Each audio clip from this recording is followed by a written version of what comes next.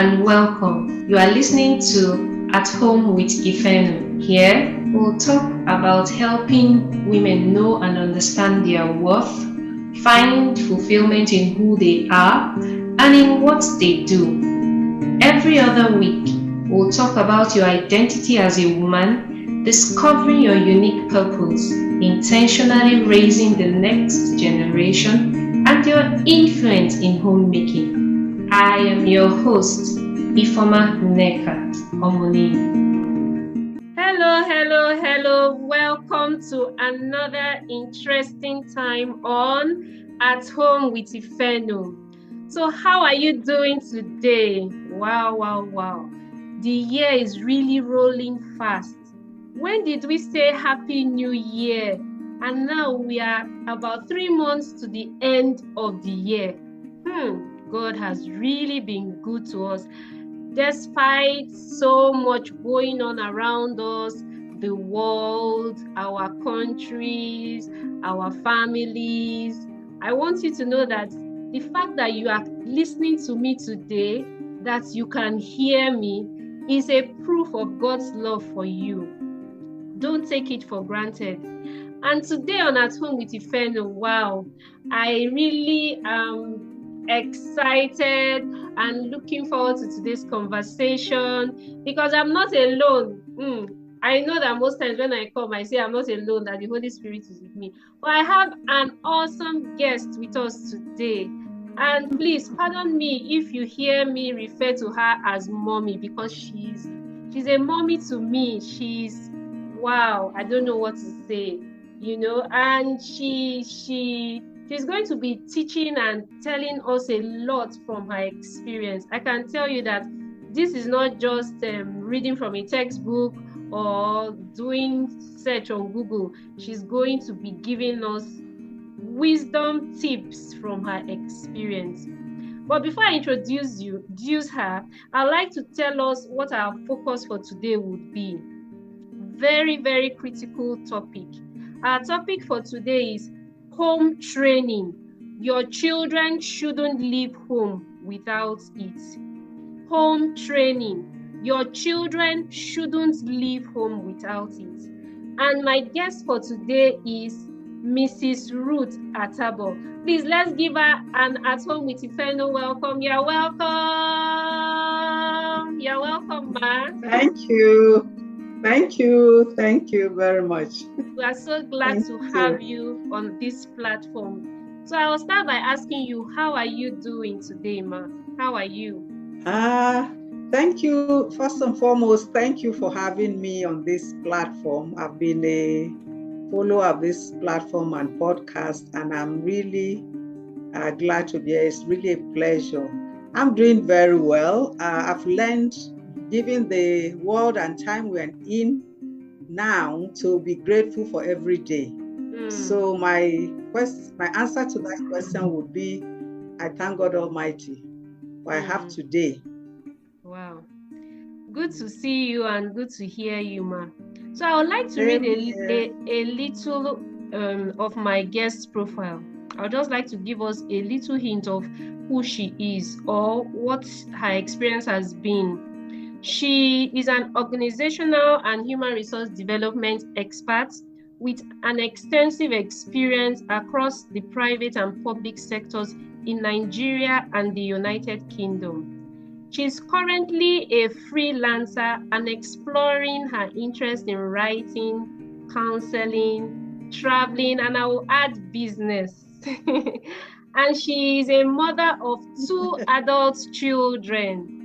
2 adult children. This part is very important because this is where our topic is going to really dwell on a lot. I know I said she's a human resource development expert, so she has that passion for human capital development, building capacity in human beings and things like that. And then she now has 2 adult children and is a woman of deep conviction and faith in God. Her practices that she doesn't play with is that she has that practice of building her identity in Christ, and she lives by forthrightness with clear principles and values. Wow. I really like that last line, principles and values, because our topic on home training is really on that foundation on principles and values. So this is the little we can say about. She has so much more, but I'm just giving you a summary of who Mrs. Ruth Atabo is. You are welcome once again to At Home with Ifeno, ma. So I would like by saying that. Thank you so very much. Thank you. Yes, ma'am. From your vast experience, you have 2 adult children. I know you have a man and a woman, a male and a female. So you can give us the 2 sides. Sometimes in parenting, people say boys should not do this. So no, I'm sure you're going to tell us how God has helped you to raise 2 adult children from both genders. From your vast experience of raising your own children and also being involved in helping to nurture other children, what would you say is home training? Okay. That's a very broad phrase, actually. You can take it literally to mean the training you get from your parents. But my understanding and explanation of it would be an upbringing that you give that parents would give to their siblings, that is their children in this case. That clearly show them and establish them on very firm principles of how to move through life, relate with other people, and more especially to connect with God. Wow. So it's a training that's not necessarily formal, but based on interaction between parents and their siblings or whoever their dependents are, that leaves the children in no doubt about what the values they hold are, which would guide them through life in relating with society, in aspiring to career, in relating with God. And it cuts across a lot of things. Wow. From your definition of what home training is, I didn't hear anything like mathematics, science, The things I was hearing was how to relate with people, how to interact, the society, building up one's life for the future. Then the career comes in. So there's a lot of, like you said, informal interaction. And you also said it has to do with the interaction between the parents and the children. Wow. I know many people will have different, they will have different, it's a very broad topic, like you said, very, very broad. We can look at it in different ways. So why do you think this training is very critical in an individual's life? Why do you think, why don't you think, or do you think that just going to school, would do this training you're talking about? Why is it a critical part of an individual's life? Okay, for many reasons, but most important of the reasons is the fact that it is the foundation on which every other thing is laid. Every other thing about life is laid. If you recall, you are a Christian like I am. We understand in the Holy Book, the family institution was the first institution God created. There must be a reason God put man and woman together and talked about multiply. And every other spring came from them. Society itself does not spring forth. It is made up of what the home brings out of the individual. The individuals that interact come with some ideas, some perspectives, some behavioral patterns that are first and foremost found from home. The child is a toddler who cannot speak. Before they speak, before they can write, before they can meet people and understand what the society is all about, they get the very first basics. It's like baby food. Baby food about life itself. So it's most critical because it's the foundation on which every other thing is laid. And you talked about training, even the formal training, how you see it, how you take it, how you approach it, how you embrace it, how you sacrifice to even get that training is a function of the values that have been placed on you to say, okay, you have to work hard, you have to train, you have to become something in society, you have to add value to society by training. If you don't get that orientation, how do you even begin to get a formal education? For me, it is the most critical of every other thing in life, be it relationship, even if you're to live alone, there must be something you make reference to say, this is my standard with which I do or live my life. Wow. And what I'm hearing from what you just said is that the home is our first school. Yeah. Our homes are our first school. So can this training be taught in religious bodies, institutions like where we go and worship? Can it be taught in schools? Can these responsibilities be delegated to any other person apart from the parents of a home? Mm-hmm. Well, I have a friend who would regularly refer to a question like this. Answer to a question like this as yes and no. And I would say yes and no to the extent that yes, because whatever you give at home can be added upon by what society would give. And in reverse manner, what you take from society, what a child takes from society is also a function of what they get from home. So the two are kind of interwoven. Delegation in the sense that training continues beyond home. And the reason we call it home training is that, okay, the people, the actors are at home, the parents in this case. They are the ones who will dish out, or the guardians or whoever is responsible for that. That's the home training. We have the school training. We have the one that is organization training people. Those are formal. They are set within rules. But the home training is about building the complete individual to be able to adapt to all situations, to all people at all times in their lifetime. So yes, it can be delegated, but to the extent that there are some things that are fundamental that only a parent can give. In fact, I dare say that what a child would take from the school or any other formal environment is a function of what they've taken from home. And that's why that home training is the foundation on which the block can be added and even be built. If that foundation is rocky, effective, whatever is delegated and given to that child, you can see even from what we see in society today. You wonder why some children behave the way. And the first question you ask is, don't they come from a home? Don't they have parents? What did the parents teach them? So, how much? There's only a limit to what any formal institution can give to you, because in most cases they are also, transitional, they are transient, they are brief and all that. But the home is always the home, it's the reference point. So you see why I say yes or no. Largely a function of the parents. However, there are other people who can stand in the gap in form of institutions, in form of law and order, in the organization and in society and so on and so forth. I hope that brings that. Yes, it has helped. Okay. It has really helped. And it brings me to something that is very common, like you said. There's this phrase that people always say that doesn't the child have home training, maybe when the child behaves in a particular way.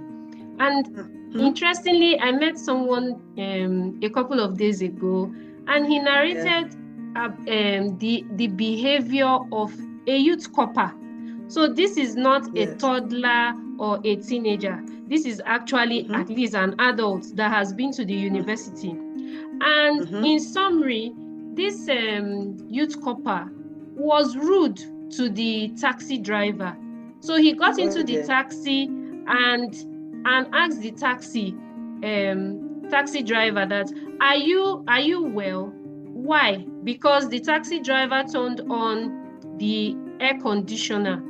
So instead of the youth corper to tell the taxi driver that, please, I wouldn't need the air condition, can you turn it off? he asked the driver if the driver was sick, if he was well. You know, he responded in a very rude tone.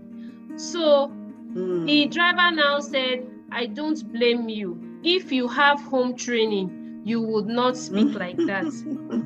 So you can see that this person is already an adult and is already portraying, you know, behavioral patterns that you expect that if you have home training, you should not behave in a certain way.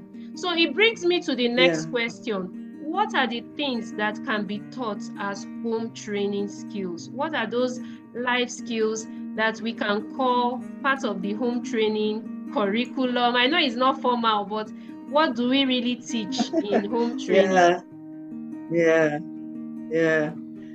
Oh, interesting. What do we really teach? What we teach is to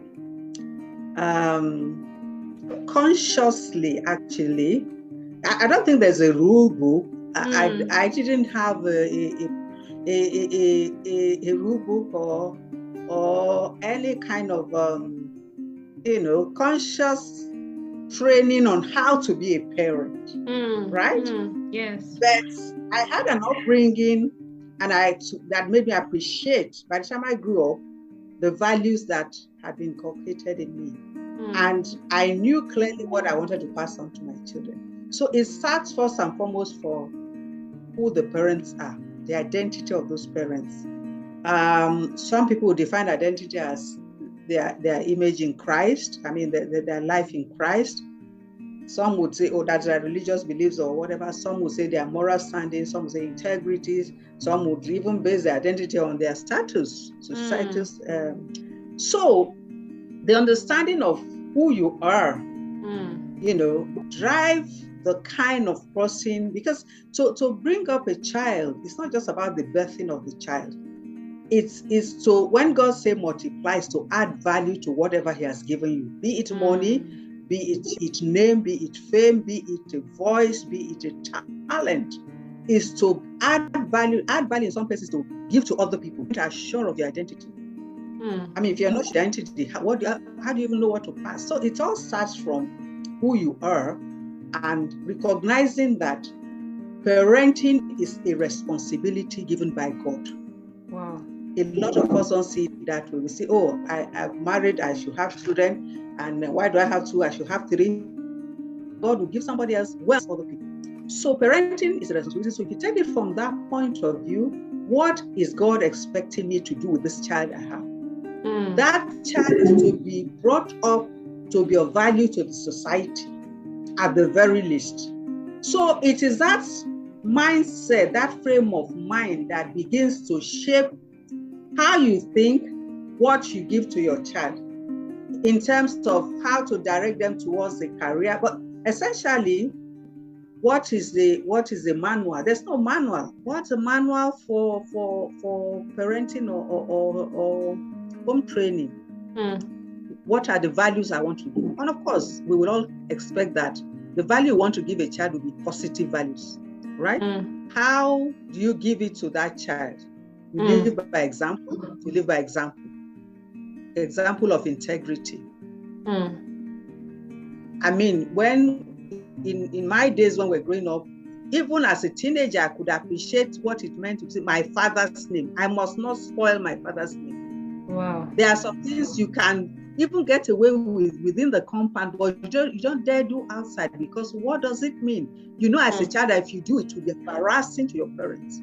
There was things you could not do outside, because if your parents get to know, in fact, people see you, they're embarrassed for you.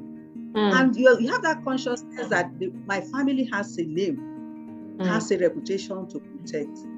So what I'm saying in essence is that what you give is a function of what you recognize as being of value to you. And because you don't break it down to say subject to one is this or that, but of course things like integrity, in the character, the way the child relates even at home. Sibling, for instance, because they are your children doesn't mean they should talk to you anyhow. They learn communication, how to be respectful, how to be contented. Wow. It's really a holistic journey. How to be transparent in what they do. You know what I mean? How to work hard before you attain success. How to respect process and not expect that things will come without sacrifice. How to appreciate wherever they are. And aspire, not limited by culture. The culture sometimes, for instance, in a tribe in Nigeria, respect is something that's very, very important. You have to kneel down when you greet elders. You don't call people by name. That's a cultural thing. However, it's also their own way of demonstrating respect, So, I mean, it's like we said from the very beginning, it's a very broad thing. And each family situation is unique. For some, because of the uniqueness of their circumstance, some things have to be stretched further. For some, somehow their position, maybe by virtue of their relationship with God, they give the child a good foundation, and it's just like automatic from birth, So that's the way I would approach that question. Okay, thank you so much. Just to make sure our listeners are not losing some salient points, I just want to highlight some things that I got in this last points you made. You said, I heard you say something like parenting is a responsibility given to us by God. It is not just about a man and a woman just deciding they want to have children, and you cannot give what you don't have.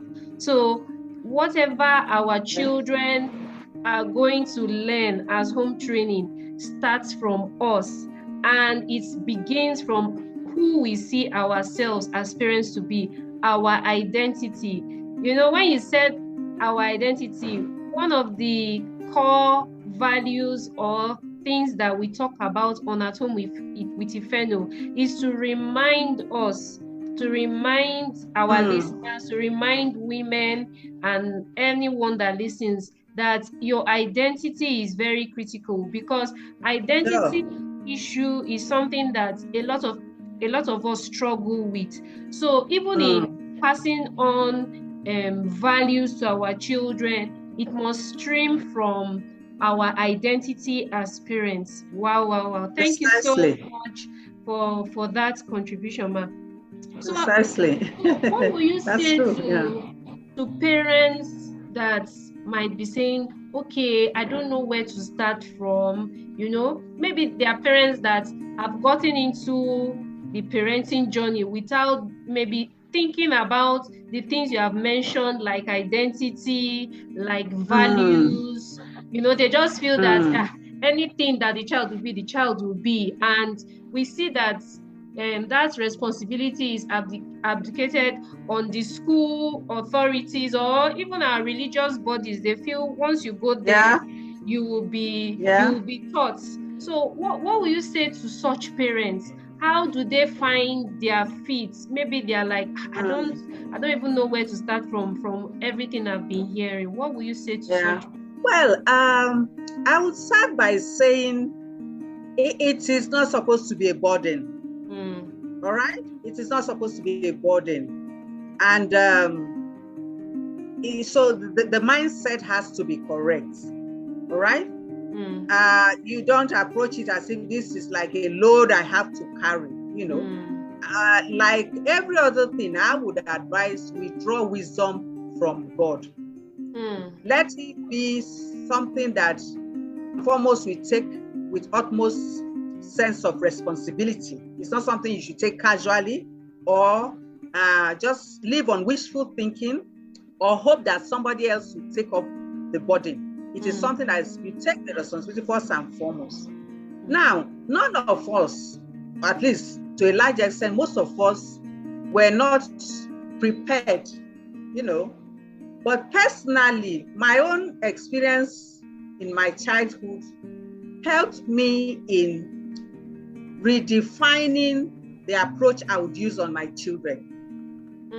There were things that I wish I didn't go through as a child, even though my parents had the best of intentions. But of course, looking back, they could have done better if they knew better. So I said to myself, some of those things I would consciously drop. Now, there are things that they could have done, looking back now, that they probably didn't do because they were limited in their own outlook to that. With the benefit of my own experience, I would say I'll give to my child. One example is communication. All right? I have a 30-year-old, but from age 18, 20, we're already talking like friends. There's hardly anything that is of importance in my life that they don't know. My two adult children, but that was from over 10 years ago when they were like teenagers and all. So it's not something you carry as if, this is a burden. And what makes it overwhelming for a lot of parents is they allow the standards to be set by other people. This person's child is like this necessary burden on themselves. We are all individuals. We are all unique. God created us wonderfully. Every child is born with a capability and potential. So it is about narrowing down the focus. This is me and God and my family and an assignment. The same way that you take a job and say, how am I going to succeed in this job? There's a standard by the organization that gives you an expectation on how to reach. The same way God gives you a child, from that point of view, Father, there's a depth, and that's where the wisdom begins to come. Of course, there'll be financial things, all of those things. Society will place its own burden, distraction, and all that. But believe me, it is worth every sacrifice, every effort that is put in, because the end product is an adult that you are proud of. God, you also pray that God will be proud of. And if a parent has that mindset, it is even the mindset. The Bible said, if you commit your ways unto the Lord, He will cause even your thoughts to be in agreement with His will. I mean, how cool is that? You don't have to even begin to think and worry again. God Himself will cause your thoughts to align with His will. So it is to be in the right frame of mind to say, let me key into God. Let Him give me direction. We have seen how careers have turned in this day of technology, and some children will push them in this direction. This is where their destiny is and all that. So, in a nutshell, it is all about God. Parenting is like Simon. If we take it seriously and we key on to God, the direction will be there for the day-to-day, for the medium term, for the long term. Wow. So many valid points mentioned in that conversation we just had.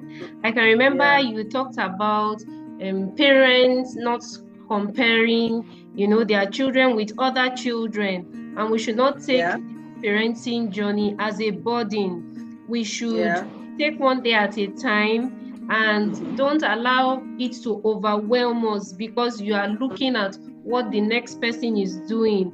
You reminded us that we are all unique. We are not to be copycats.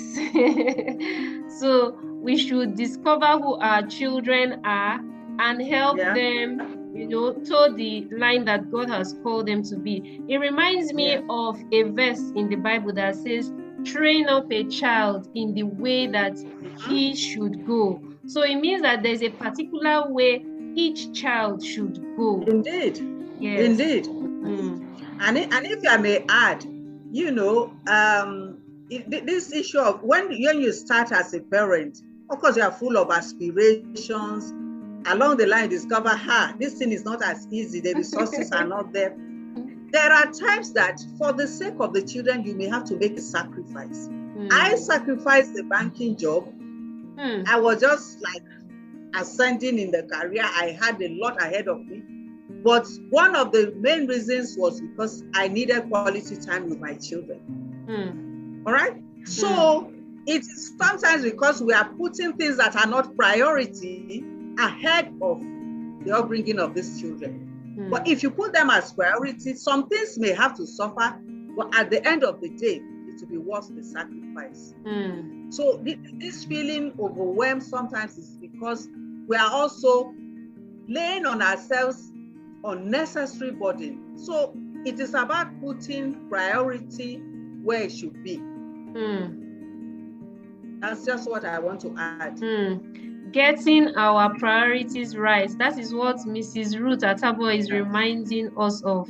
Parenting is a sacrificial journey, and we should know how to prioritize for each season of our lives. She reminds us of how she had to, sacrifice part of her career. She worked in the bank for over a decade and had to leave that job because she said she needed to pay attention at a particular season of the children's life.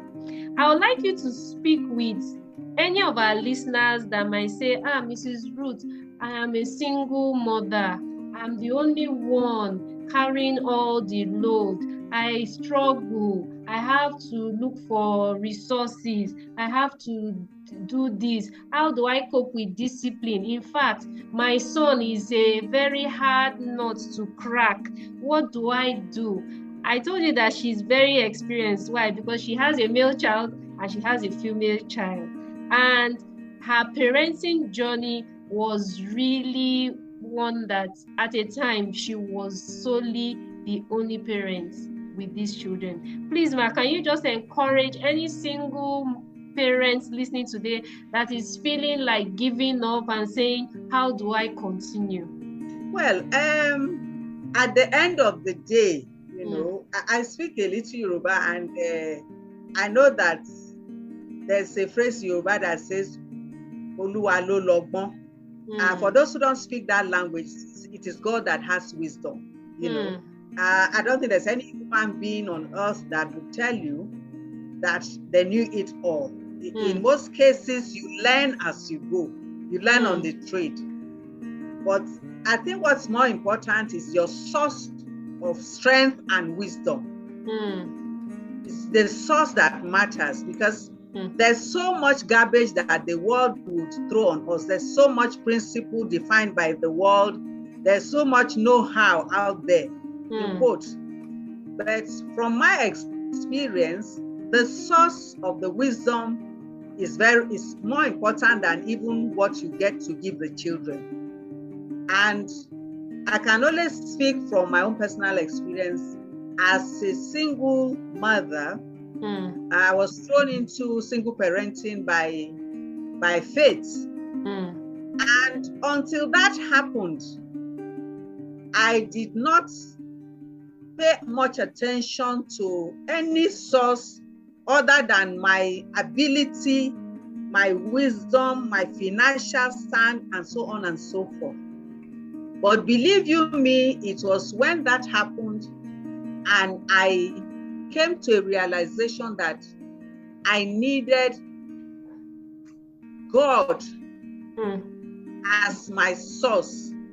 That was when my life changed. I can tell you that my resources before I became a single parent, I was more comfortable. I was at a more comfortable level than I was. However, I had more fears then. So my confidence grew even with limited resources, because I was fortunate to link with God. And in being in God, God somehow, in his own wisdom and in his own way, put people at the critical points in the life of my children and in my life. So most of the turnarounds and major steps forward, God used people, sometimes total strangers, sometimes divine coincidence, So there's God has every parent in their hearts, close to their heart. And God is well able and willing to provide where you need wisdom, where you need resources. I think I'll go back to this issue of mindset and perception. Sometimes we have more than we think we have.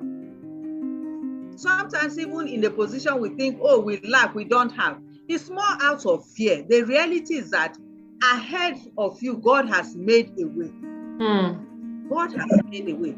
I cannot help but talk about God at the risk of sounding too spiritual. But that is my experience. That You is are my free. experience. You are free, ma. The This God platform my belongs to soulmate, him. yeah. Even though a lot of people helped me, but even the way they did, the way I came across those people, the way they intervened, it could only have been God. So I know no other way than to say a total surrender. Not surrender in the sense that you are not going to make an effort, but let every step be guided. Of course, there are many critical stages in their life, transition phase from childhood to adolescent, those phases. Rebellion comes in, distraction comes in, peer pressure comes in. Is it the financial burden that we all face now? It's enough to, when I see women who are pregnant, I'm looking at them, I'm like, hey, with somehow pity, because they are just starting. But this God is wonderful. I just believe that God has a plan for every child. And any parent who wants that difference in the child's life should key on to God for direction. Direction would include provision. He will just do it extraordinary. Look, I'm at a stage in my life when I look back in the last 10, 15 years. Do you know that my own issues, God will just put them in the tray. When it comes to my children, sometimes I don't even finish asking before the answer is provided. Even up to this, their adulthood. I mean, you know this, part of my story. Every step of the way, when it comes to them, there's just a way out. I will get to a point to say, when our back is against the wall, you just make a way. My own issues, I will just cry. When I'm tired of crying, I stop. But when it comes to them, so I have that firm belief that God loves these children more than we do as parents. Don't begin to think you love your children. The love that God has for them is much greater. So I would just encourage any parent, whether singlehood out of child out of wedlock or divorce or widowhood or widower or whatever, to just hold on to God. The one God can give, no man can take. That's the only thing I can emphasize on. There are many other things, but the one that's most important, consistent and sure, is the power of God and the hand of God. Wow. Mrs. Ruth is telling us to get our source right. Who is your source? Your source is not your job. Your source is not your business. She's reminding us that our source is actually God. He uses the things we do, the business. He uses people around us to meet our needs and expectations beyond our human understanding. But what she's reminding us is, let our source be hinged on God. He's also the source of wisdom, because I heard her continuously talking about wisdom, especially in a day where there is so much junk, so much, different kinds of things flying in the air, on the internet and everything. So we need to be sure of the source of the wisdom, how we get information and impart in our children, and know that God loves these children more than even we. We are just we are just custodians and stewards of these children. And that is why we must take seriously this role of parenting, because we are going to give account to God on how we trained them. Wow. So many nuggets and wisdom tips. And I just want to really appreciate Mrs. Ruth for coming on our platform. But before she gives us about 3 practices to help us as parents, not to drop the ball, because during her conversation with us, she reminded us that there are so many distractions. So many distractions. And distractions might not necessarily be bad things. They might be good, but maybe for that particular moment or time, it might not be the right time for us. Before she does that, I would just like to let our listeners know that we are ready to receive your comments. If you have questions or anything that you think we should talk about on this platform, you can send a mail to athomewithifeno, all in small letters, athomewithifeno@gmail.com. Send your concerns, questions, anything you think you would like us to treat on this platform that would be beneficial to all of us, please, you can send a mail to athomewithifeno@gmail.com. So, Mrs. Ruth, I would like you to round off by giving us 3 practices to help us as parents not to drop this ball of home training. I just want to remind our listeners that home training is beyond what the children learn in school, their academics. Home training has to do with the way we relate with each other, being respectful, the values, and it's really more about who we are as parents and as individuals. So what are 3 practices that as parents we should not, overlook even in home training, so that our children will not fall into the category of children that they ask, do they have home training? And many times too, I don't know why, but we find out that part of parenting is the load is much on women. They will say, if a child doesn't turn out well, it's because the mother did not do her work. So what are those 3 practices that as parents we should keep on the front? The joy of motherhood. We should keep at the forefront as we journey with our children. Okay. I think the first and foremost is to have clear communication. Children should have communication. Doesn't necessarily mean spoken. It could be unwritten, written, verbal, non-verbal. But I should be able to talk about my children confidently. So should my children be able to talk about me confidently, right? So they know where you stand on any matter on earth. When they hear you tell a lie, they cringe because it's not like you, right? So communication is to come out clearly in terms of character and integrity. Make it clear to them. I mean, when I was growing up, even my sister would give me her dress, except she gives it to me, I cannot wear her dress. My immediate older sister. Why are you wearing your older sister? Did she give it to you? Where is your own? What were they teaching you? Be contented with what you have. How you bring a dress at home that your parents did not buy for you, it's not done. So they know where you stand on issues, even within the house. 2 siblings fighting, one disrespecting the other. If you don't learn to say thank you for what your children do for you, how would they learn to say thank you to each other or to somebody else outside? Thank you, please. So communication is to come out clearly in terms of the standard you set for them. The other thing I would also encourage parents to do is to have a balance.